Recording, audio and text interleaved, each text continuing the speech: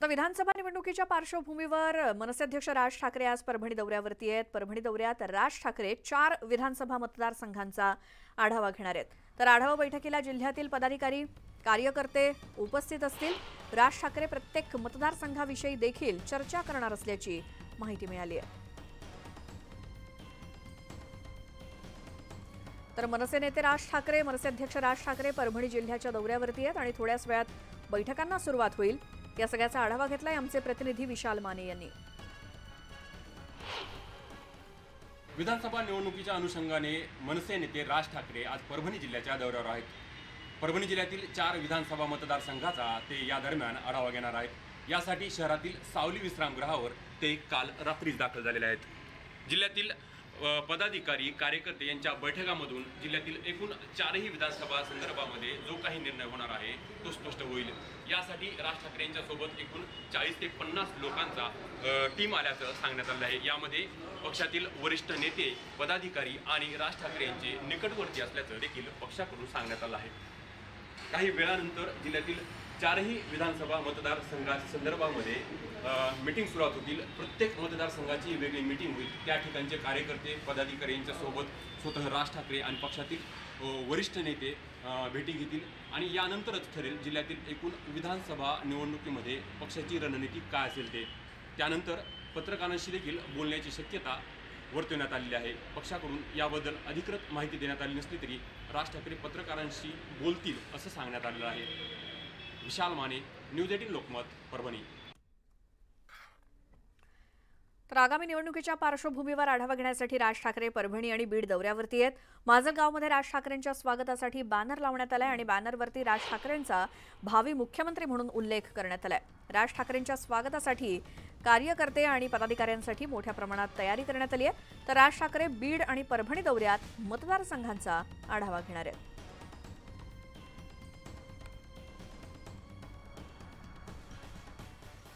शिवसेना उद्धव बाळासाहेब ठाकरे पक्षाच्या मेळाव्याचं उद्या ठाण्यामध्ये आयोजन करण्यात आलंय। छत्रपती संभाजीनगर आणि पुण्यातील शिवसंकल्प अभियानानंतर उद्धव ठाकरेंची तोफ आता ठाण्यामध्ये धडकणार आहे।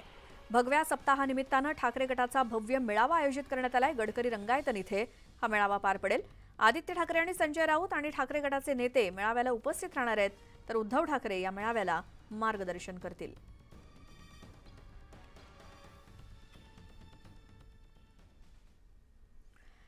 महायुतीच्या सर्व नेत्यांची वर्षा या निवासस्थानी महत्त्वाची बैठक पार पडली। मुख्यमंत्री आणि दोन्ही उपमुख्यमंत्र्यांनी यावेळी महायुतीच्या जागा वाटपावरती सविस्तर चर्चा केल्याची माहिती मिळते। या बैठकीमध्ये महायुती जागा वाटपाचा प्राथमिक फॉर्म्युला संदर्भात आपापल्या पक्षाची भूमिका त्यांनी मांडल्याचंही कळतंय। महायुती म्हणून एकत्रित रणनीती काय असावी, तसंच फक्त जागेसाठी आग्रह न धरता निवडून येणार अशाच जागेचा आग्रह त्या पक्षानं करावा, यावरती एकमत या बैठकीमध्ये झालं। म्हणजेच निवडून येईल त्याच पक्षाच्या उमेदवाराला संधी देण्याचा महायुतीचा मानस आहे। येणाऱ्या विधानसभा निवडणुकीच्या पार्श्वभूमीवर महायुतीकडून तयारीला आता वेग आलाय।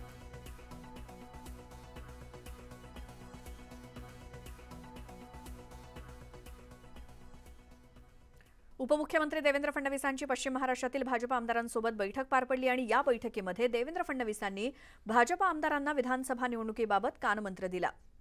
पश्चिम महाराष्ट्रात लोकसभेला झालेल्या गद्दारीला कामातून धडा शिकवा।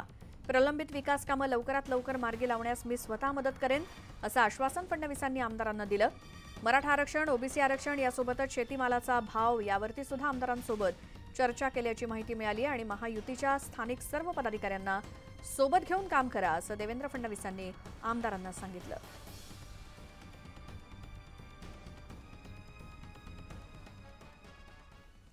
तर महाविकास आघाडीच्या जागा वाटपाचं सूत्र ठरल्याचा अंदाज आहे। चर्चेच्या पहिल्या फेरीमध्ये विद्यमान आमदारांच्या 156 जागा आहेत त्या तशाच राहू शकतात, पण त्यातही परस्परांच्या सहमतीनं जागांची अदलाबदल होऊ शकते अशी माहिती न्यूज 18 लोकमतला सूत्रांनी दिली आहे। चर्चेच्या दुसऱ्या टप्प्यात उर्वरित 88 जागांचं वाटप होणार असून त्यातही 2019ला जो पक्ष त्या जागेवर दुसऱ्या क्रमांकावरती होता त्याचा दावा अधिक मजबूत असू शकतो।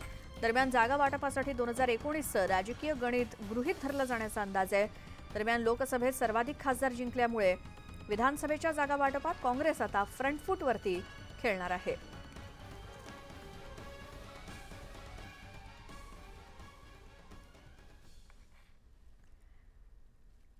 आणि आता एक सविस्तर बातमी, ती म्हणजे अजित पवारांची मुख्यमंत्री होण्याची इच्छा काही लपून राहिलेली नाही, ती पुन्हा एकदा त्यांनी बोलून दाखवली.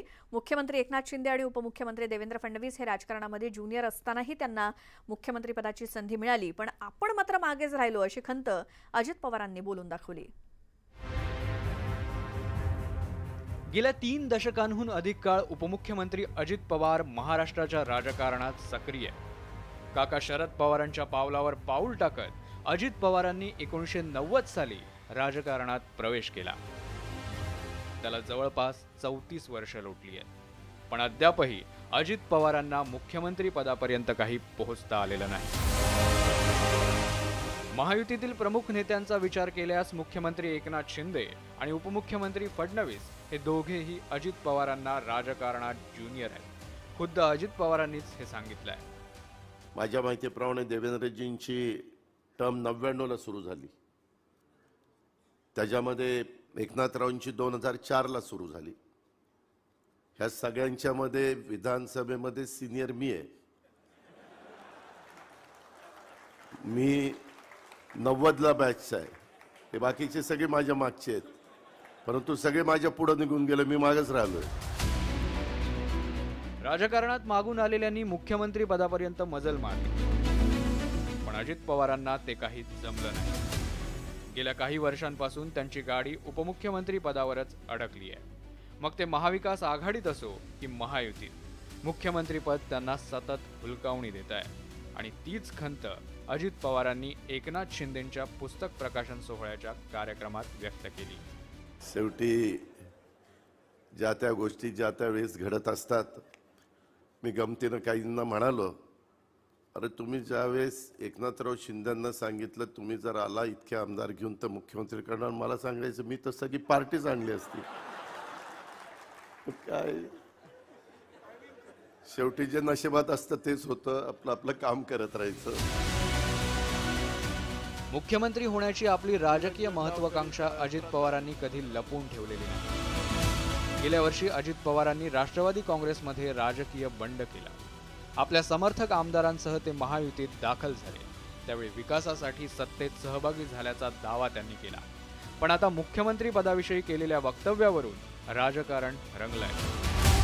अजित पवारांना 2004 साली राज्याचे मुख्यमंत्री होण्याची संधी चालून आली होती. त्यावेळी झालेल्या विधानसभा निवडणुकीत काँग्रेस आणि राष्ट्रवादी काँग्रेस आघाडीला राज्यात बहुमत मिळालं.